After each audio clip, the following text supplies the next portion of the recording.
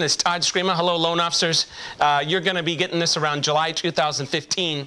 I want to give you a little video on something that we've been teaching in the core and make sure that this gets messaged properly. There's 5 things that your team really needs from you. And what I want you to do is, as I go through these 5 things, I want you to think of the 2 that you need to get better at. Usually there's 3 you're pretty good at and 2 that you're pretty weak at.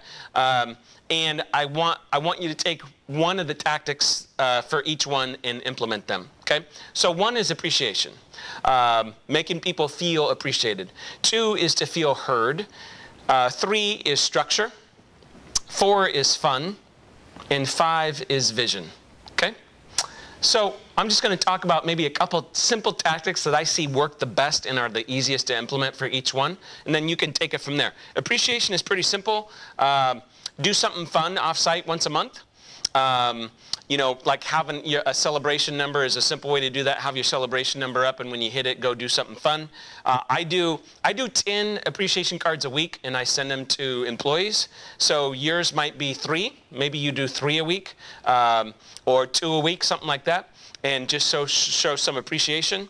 And I'll tell you a great one that we just started doing here is Character Day. So pick a, you know, maybe the last Thursday of the month or something, and everyone dress up in a certain character. You pick a theme and do that. It's super silly, but it really does lighten up the group.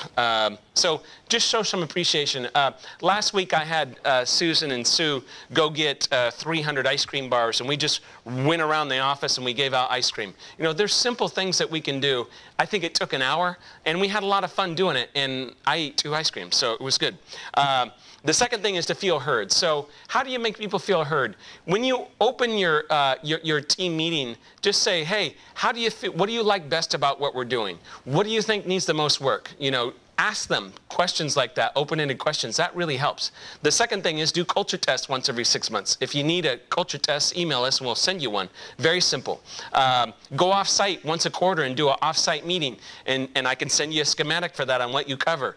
It really makes people feel heard. Just go to a restaurant, go to someone's house, spend half a day talking about the business, okay? Structure.